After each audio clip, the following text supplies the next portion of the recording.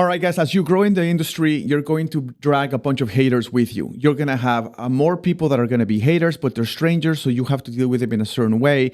But you're also going to have the more risky haters, and those risky ones are people who you thought were your friends, but in reality, they're not really your friends. They're kind of just there in your bubble, but they're not really your friends. Or maybe they are your friends, but as your career gets more successful, and if they perceive that you are leaving them behind in your career, they're going to also secretly hate on you. And those are the ones you have to watch out for, because when they're your friends, they know more about you, they know everything about you, they know your circles, they know your social media, they know what you're doing. So they have potential they could cause a lot more damage. That's a different topic, but for now, let's focus on how do we handle the haters online when you are succeeding in succeeding in life, and why does it happen? Why do people all of a sudden hate on you because you're doing well? So if we can get down to the root of the problem, you will be better equipped to understand how to handle the situation in a professional manner, which is going to actually piss them off even more, because what they want is fuel to their fire, not be ignored by professionalism. So let's get to it. The first one is, I wrote down a few notes here on my computer because there's a lot to unpack about why people decide to become haters in the safety of the basement of their mom's house or their grandma's house. So the first one is ego. Ego can be a healthy thing. Artists need an ego in order to produce quality work and be able to have high standards.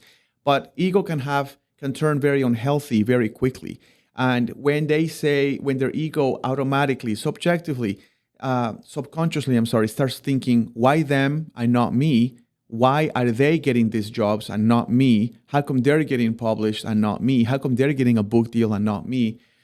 That is a straight hit to their ego. So it becomes a way of their comments that are hater comments becomes a weird, unhealthy psychological way of asserting their own value when no one's asking them for it. So that's the first part. It's hard to get away from that ego, and reasserting their value is going to help them feel just a tiny little bit better about themselves, especially when you're dealing with the majority of humans, which are quite insecure.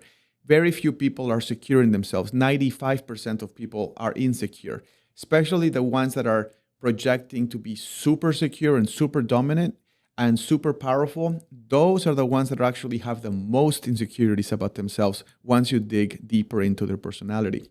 So the next one is insecurity. Insecurity, for example, if they say your posing is trash, your posing is terrible, I've never seen something so ridiculous in my life.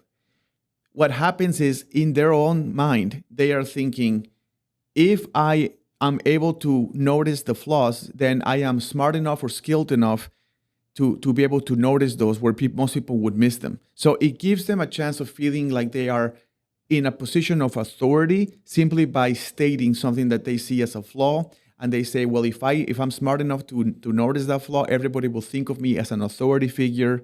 They will think of me as a leader because I'm the one that noticed the flaw. So by pointing it out, they put themselves in a position of authority, at least in their minds, which is sad but true. The third one is that when you start hating on a person that's high up, you're going to attract tribalism. Okay, so that's how tribes are formed. You basically your people who are like-minded begin to say, yeah, I agree with that. And they start liking it. And they're like, yeah, that thing is totally trash. You actually give them permission to also become part of the hating group and become part of that group that are bonding together like a tribe. And then you attract, and basically it starts to scale and it starts to pile. They're called pile-ons, right? You start piling on and piling on and piling on those haters because you're given that every single time there's another hater going for it, it gives the other people more permission to say, well, I have an opinion too. So then they start going, and then they see themselves as part of that group. Just like a prison. When you're in prison, you hang out with whatever group you think you're gonna get protection from. Well, if you're online in the basement of your grandma's house which is usually where those haters usually come from, you become part of that tribe. You're like, okay, I'm part of this group. So it becomes a way of having tribalism, and that's just human nature that you want to be part of a group. So that's why they do it. That's why there's so many pylons. The other one is the illusion of objectivity, right? People, especially in the art world, they say something like, well, I see a flaw, I see an issue, and I'm going to talk about why that is wrong.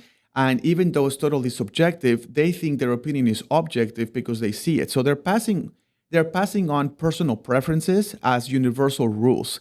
And because they are the ones typing their hater notes or their hater comments on Instagram or TikTok or whatever, or YouTube, of course, they are going to assert themselves again as some sort of authority figure when they're not, but they think they are because they're like, I'm going to do it. I'm going to be the leader here. I'm going to do it. And because they do that, people unfortunately think that whatever they're saying carries weight and it has objectivity to it when it's actually completely the opposite. It's totally subjective. It is a reflection of their own taste, not an interpretation of rules.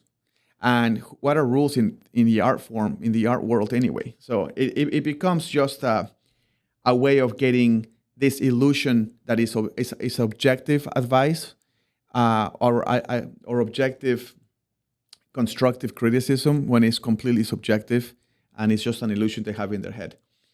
The other one is that there's a bit of self-therapy that goes on when you become a hater and you start trashing people that you've never met online. I just recently published something great, and I'm very proud of it, and it was a lot of work, and it was beautiful. But online, when you read the things online, people start trashing you, and they don't even understand what the parameters of the job were. They just feel if they don't like something, they start trashing you for it. They don't understand that there is another set with photos that have a very different feel in the posing. So I just did a job where I had a variety of feels and vibes that I wanted to achieve per set. One of the sets was more nurturing. Another one was more more separated, a little bit more like Vanity Fair looking, and where it has like that, I don't really care look. I'm kind of like into myself sort of thing, and there's like this power to it. There's like a power feeling to it. And then there's another set where it's the opposite. It's very cute and beautiful and nice and friendly, and the posing reflects that. The problem is people saw one set and said, this looks like they're not connecting at all. This is terrible. I cannot believe this. But they haven't seen the other sets. They don't know that the client asked you for a variety of looks and vibes, and they're just basically focusing on everything and their objective opinion into one set. There's just lack of knowledge. They don't understand what it's like. And they probably couldn't survive a job like that anyway, at least not in the long term. So there's that. There's just a total element of ignorance there. And, you can't blame them because they've never been, totally successful. And they don't know what it's like to do those jobs. So it's easy to sit in the bottom, in the basement of your grandma's house where they probably live and just criticize the entire shoot based on one very small slice of the shoot. I did a photo shoot for another company a couple of years ago, and people online started trashing me because they said that I was doing cultural appropriation or something like that. I didn't even know what that was, but there was nothing could be further from the truth. The thing is, I was trying to create a vibe and I was trying to create a look, and I did what I had to do to make that vibe come to fruition. But people like to be like, up. I call cultural appropriation. Oh my God, you sound so smart when you do it. And everybody's like, yeah. And then the tribalism comes in and the pylons start coming in and everybody's like, well, he said it, now I'm going to say it. And it just became exponential. So there's that. But there is a bit of a self-therapy to it. People feel a bit of a jolt of dopamine when they assert themselves online and they just go like, you know what, I'm just gonna say it. And then when they push enter and the thing gets posted and they're like, yeah. And it just becomes like this thing where you just like pound your chest and you feel so good about yourself. And again, it's hard. It's hard to blame them because it's so sad that you don't know what they're going through. You don't know if their careers are falling apart. You don't know if there's family issues. Whatever can give them a little piece of medicine, a little dopamine, they're gonna take it. And sometimes I'm not saying give them permission to do what they're doing, but sometimes I take a step back and I wonder how we all have problems, but when you're dealing with a problem that could be financial, it could be your career, it could be something personal, your something with health and your family, it can explode inside of you in ways that normally would not speak about your true character. So there is a little bit of I give them some grace sometimes because I feel like their comments are so sad. It represents such sadness in their character that I wonder what's actually going on in their life. So instead of me fighting back, which I would never do, and that's the next thing we're going to talk about, is how do you deal with these comments? And the way you deal with them is when people, you have to refrain from criticism, right? You cannot attack. These things don't work well if you attack fire with fire. When they throw fire at you, it's best for you to be 10 miles away, not even feel the heat of that fire, because you're so above that you don't even care or feel the fire, or nor does the fire affect you in any way, shape, or form. Haters will be haters, and everyone that has more than 10 brain cells are going to realize that they are haters, and they are just coming from a place of ignorance. And it makes you look like the real authority, the untouchable, because you're not even responding. You're not fueling the flames. You're not fueling. They want those people that are trying to type, they're trying to get attention. They're trying to get attention from you. And if they get it, they win. So we don't fuel that. We don't fuel the flames. We just don't let it. There is brain space, and it's limited. You cannot have yourself be consumed by the 45,000 comments of haters because they're just jealous because of what we just talked about. And if you let them into your brain space, they're living there rent free, and nothing is free, right? So especially your brain space. So you don't want to be putting yourself in a position where your brain is so preoccupied by these people that you're commenting back, and you're spending now your quality time. The most important, precious thing in the world is your time, and you're spending it on these people who are not invested in you whatsoever, right? So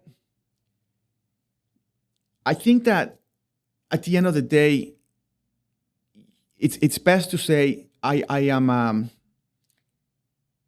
These haters are a reflection of. It's a reflection of ignorance. It's a reflection of not knowing what you're actually dealing with. It's a reflection of themselves, and you can interpret it. You can say, "Thank you for your comment. Art is objective. That is the beauty of it." But I would suggest not even responding to these people because it's just not worth your time. It's also a small industry. The moment that you respond, you basically are now lowering yourself to that sad level in the basement of this person's grandma's house. And now you are in that basement yourself. So you just totally lowered yourself to that. And that is not going to do you any favors in the future. Do you notice how very successful people in any art form, pianists, violinists, runners, photographers, whatever, the really successful ones are rarely, if ever, the ones throwing down the punches. In fact, the more successful you are, the less you feel like you have to do that online. You just don't have the time or the energy or the desire or the mental space to do it because you're so busy making money and creating a larger list of clients and catering to those clients and making sure that that relationship is solid. And that takes time, but that's what your time should be. But the people that are not moving in the industry, the people that feel stuck, the people that just feel like they're not going anywhere, they just feel overlooked by everyone, those people are the people that are going to be piling on the criticism because they want to feel like they have some authority. They want to feel like they have something to say. And because of the nature of tribalism and pile-ons, then other people start fueling their own flame And it increases the validity of their ego and what they're saying, because their people are supporting them, saying, yeah, I agree with you completely, blah, blah, blah. And it just becomes this compounding effect of negativity. But negativity is a powerful way of gaining tribalism. And tribalism is a very good way to feeling like you're the leader of the tribe. That's why it's so important for haters to continue hating, because they want that reassurance from the pylons that basically gets bred by the tribalism. So, with that being said, I think it's best to know that art is completely subjective and it's rarely objective. There are times where art can be objective, but it's really 99% subjective. And you know that when you are getting the haters, rest assured that that's when you know that you're starting to make it. Haters don't attack people who are not visible. Haters don't attack people who have speaking engagements, brand deals, book deals, people who are getting published in international and national magazines, people who are shooting the covers of the big magazines, shooting the people that everyone recognizes and so forth. So keep in mind that when you get to that level, that's when the haters begin. That's when the people come. That's when you know that you are finally making it. If you have no haters, you should probably work on your career until you do get some haters. The haters is it is a complete defining moment that you, my friend, are making it in a very competitive world, in a very competitive industry. So embrace the haters, but don't respond to them. Take care, and I hope this helped. Please, it would be awesome, truly, for you guys to like it, comment, so I can hear what your thoughts are. Have you had haters? What are some of your stories? It would be cool because it gives me fuel for other topics in the future if I can read your comments, and I will read all your comments. And of course, you can subscribe to the channel for more of these cool little chats that we do here and there. All right. Thanks a lot, guys. We'll see you next time. Take care. Bye.